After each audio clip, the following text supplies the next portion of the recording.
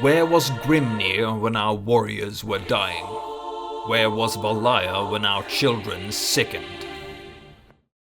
When we called out for aid in the deep places where we delved, it was not Grungni who answered our call. Now the fires of the Black Fortress burn fierce, but no fiercer than that of the power of Drazhoath the Ashen.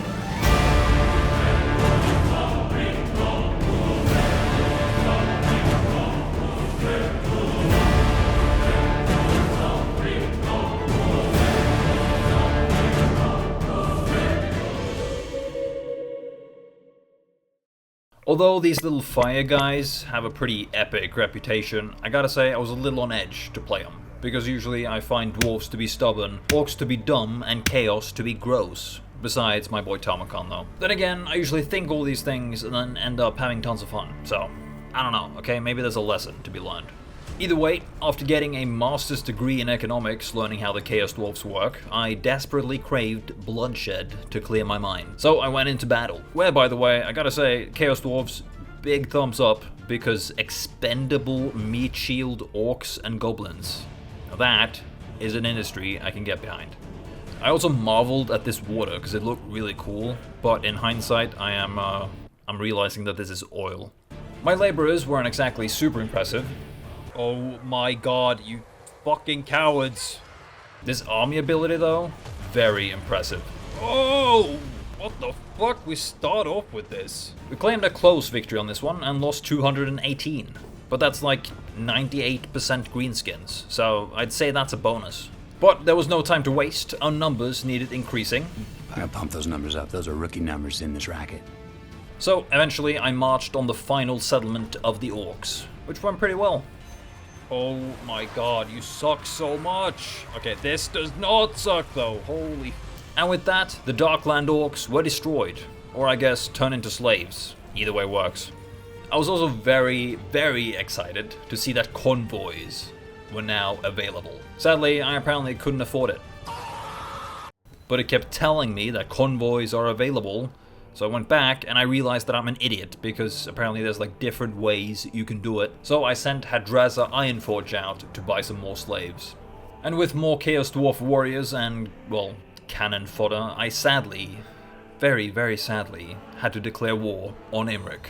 And oh my god, this battle was rough. We lost so many lives. And not enough orc lives, but way too many dwarf lives. Now I had to be a little bit sneaky in this one because we were very outnumbered and outpowered. So I hid most of my dwarves in some trees while my orcs and goblins were set up in this like green sludge, which seemed fitting. And they were purely there to like die and distract. I will say though that they struggled to even do that. But to get the elves to come over, I sent Drazhoath in first, and not gonna lie, I fully expected him to die doing this, but they just wouldn't advance, so something had to be done.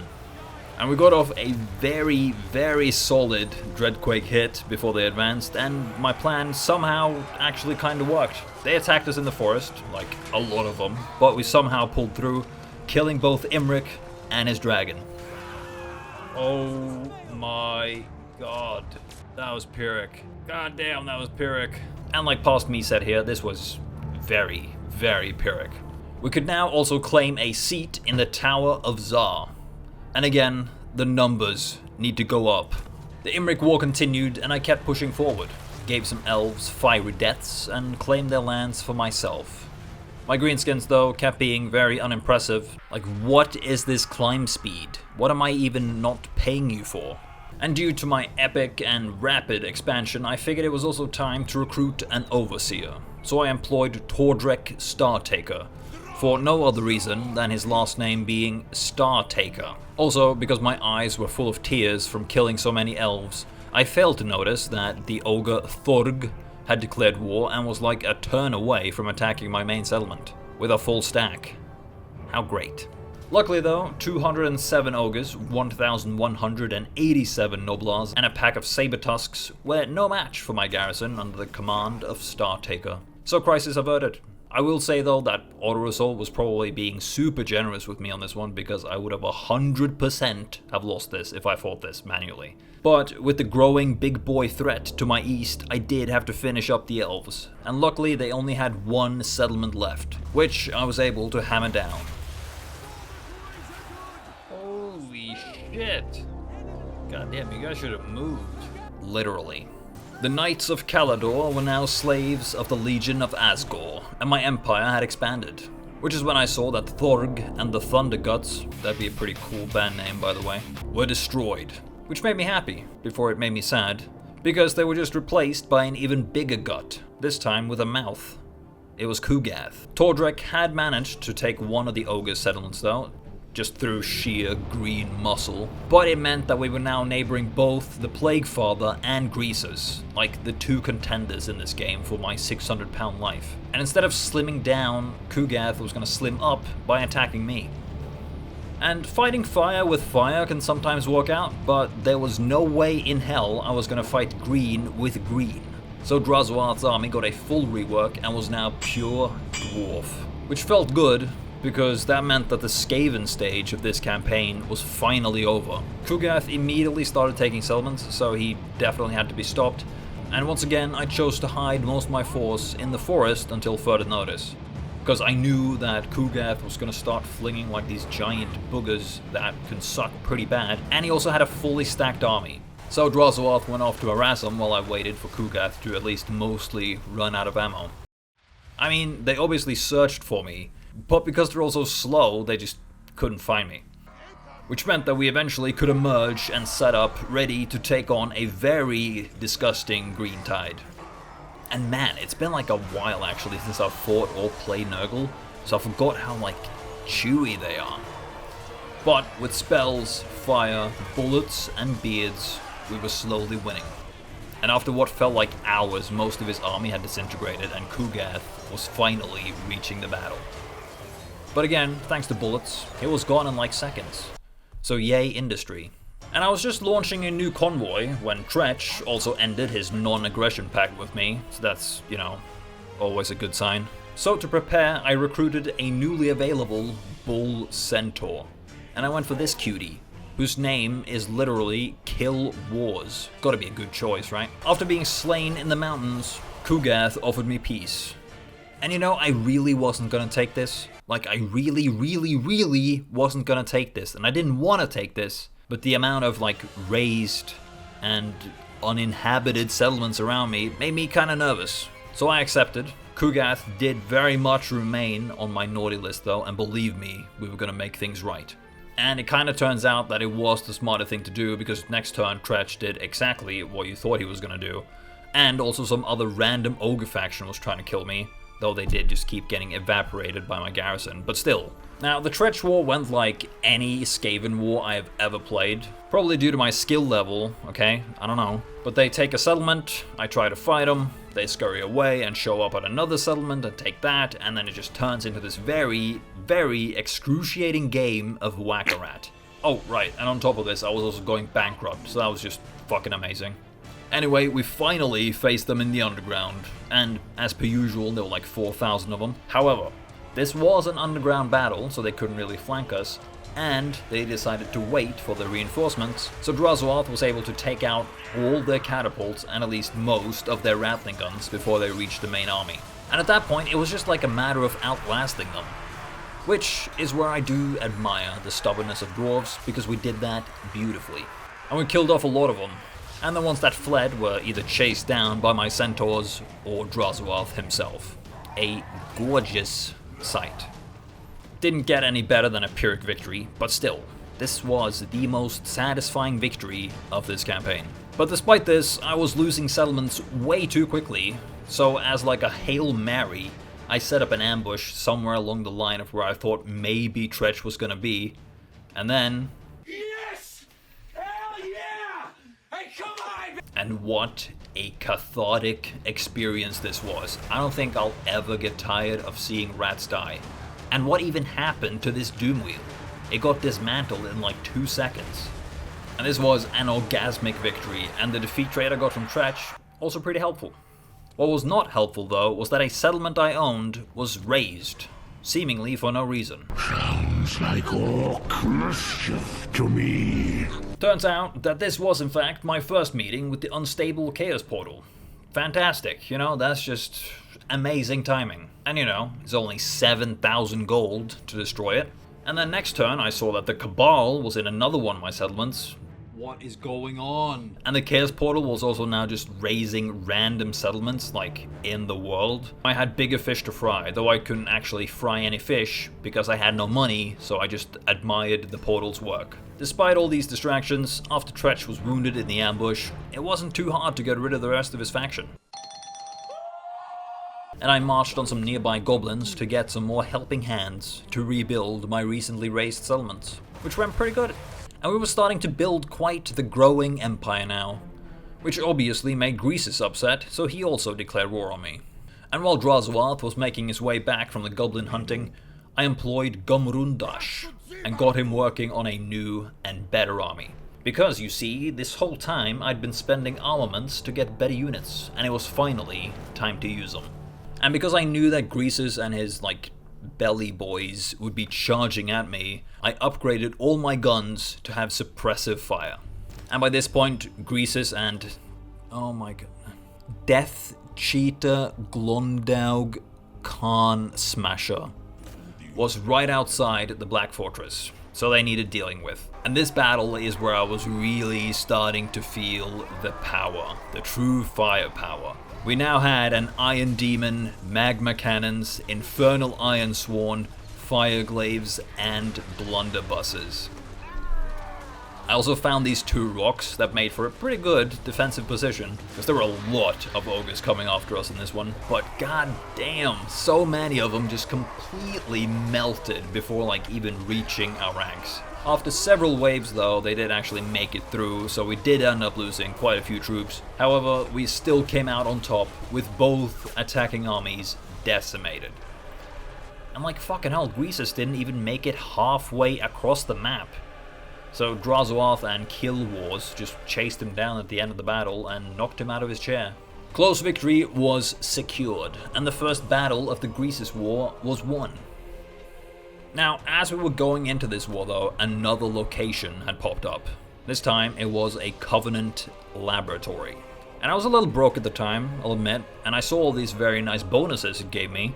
Looked at all the bad things, but come on, it was 5%, 1%, 0.1%. What are the chances, right? Right?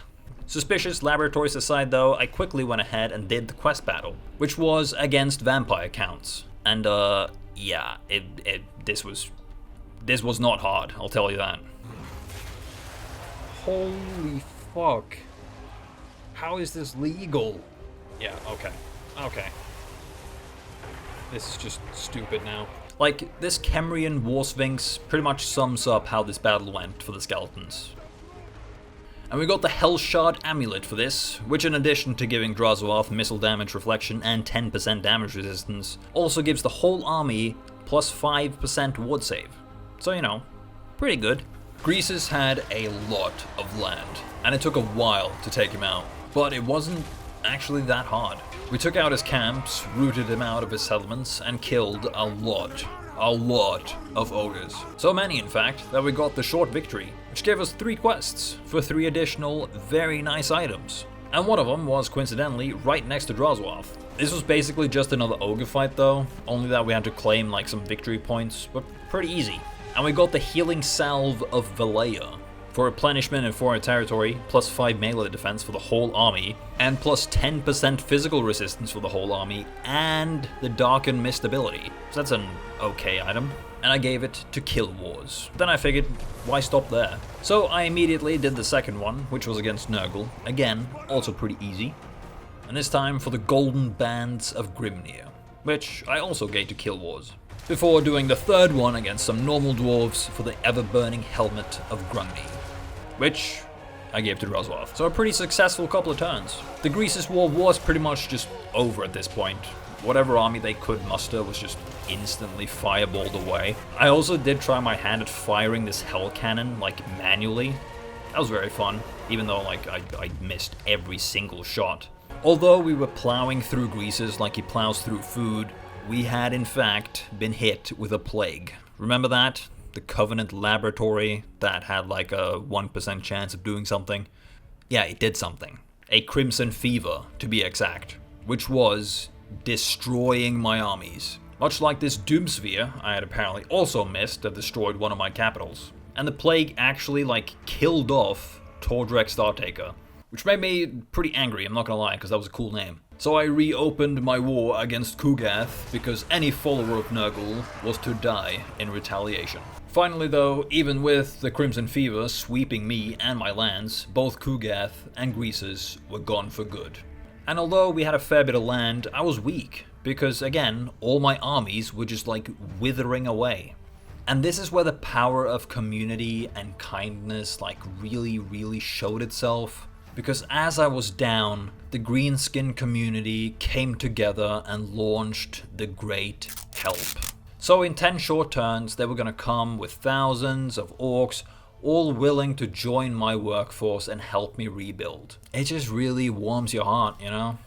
But to make sure I was ready for guests, and to end this fucking plague once and for all, I put Drazhoath in intensive care, disbanded all his units, you know, to go die, I guess, and got a new lord, Thick as Grease, to build me a new army. Also, thick as grease? There's no way that's not on purpose. And thanks to my amazing war efforts and expansions, I was also now able to claim a seat in the highest level of the Tower of Zar, and confederated with Satan the Black. He was also just about to be crushed by Cathay too, so you're welcome. And right after this, the Greenskins finally came with their biggest help. However, they were nowhere to be found. Thankfully, Drazhoath was now fully recovered and the plague was over. So we went searching for our new workers, and after a couple of turns, we found them. They had gotten lost in the mountains.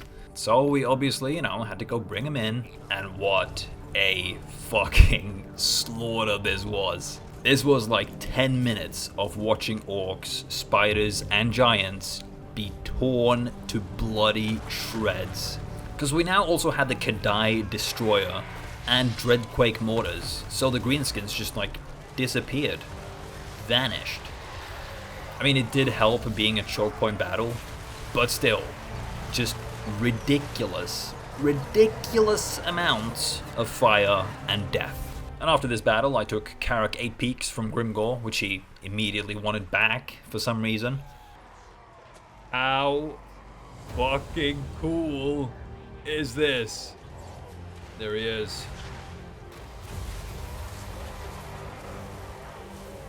Oh my god. I mean, they've opened the gates, but there's also this guy waiting for them. Yeah, I'd stop too, guys. This is ridiculous. They didn't even make it into the gate. Yes, bring a lava Arachnarok to fight fiery demon dwarfs. Oh, holy fuck. I think that was Grimgor. Yeah, these guys are very determined. It's just them left. Oh, you're unbreakable. Yeah. A draw? What? How? There's a limited time. I get that this is a fantasy game, but in what universe is that a draw?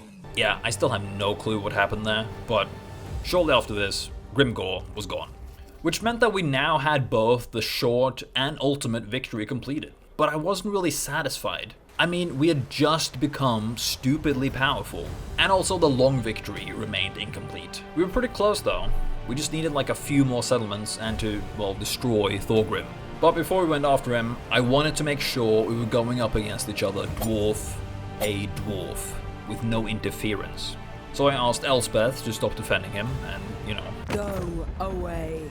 She obviously for no reason just agreed. Then I went to Thorgrim himself and gave him the Black Crag in exchange for cutting ties with Reichland and like 100,000 gold. We'll honor it. Will you? Before immediately retaking it. I did have some plans for a final war though, after Thorgrim was dealt with, of course. So I recruited Astragoth Ironhand to start working on that. And yeah, I kinda thought Thorgrim would be a challenge, but finally, I took Thorgrim's last settlement, which gave me the long victory and another set of pretty good items, before I sold it back to Scrag. So I was feeling like pretty invincible at this stage. And honestly, a little done with the campaign, because every battle was just like an instant win. However, I didn't feel like I'd used my power enough, you know? Which is when I looked to the east. Because Xiaoming, Miao Ying, and Balthazar were all in a big group chat without me, and had also been like trespassing through my lands for like 40 turns to fight their various wars. I built a couple more armies and headed to the Manus factory, upgraded my units, and had Inin Hackhand attack the army that was very confidently just strolling through my land. And thus began the Cathayan War. Now they had a lot of artillery, which hurt me a lot, but thanks to my army abilities, they were like soft butter by the time we got to them. And while Hackhand was keeping my inner lands Cathay free, Drazhoath himself marched in on Cathayan lands, leading the charge against Balthazar himself. Here's some highlights.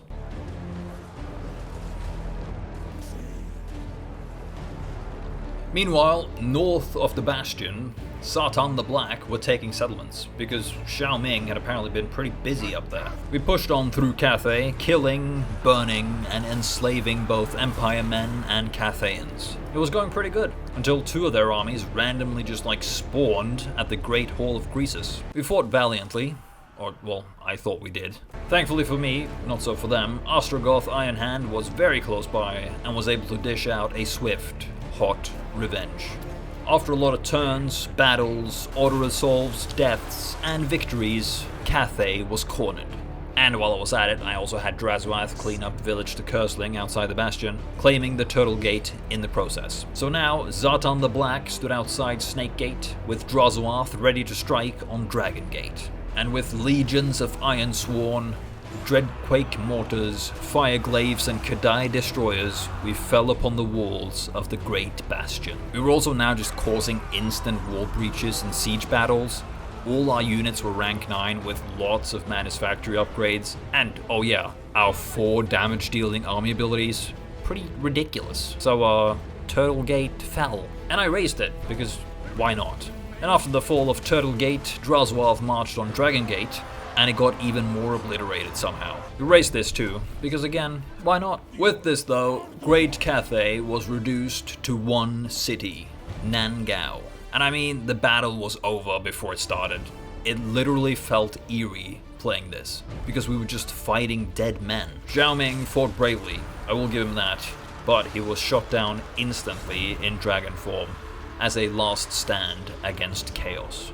And with the fall of Cathay, I will say farewell to the Chaos Dwarfs. This was definitely a very fun and interesting campaign, and I also felt like I snowballed insanely over the course of like a couple of turns. But again, very fun, and I will probably return.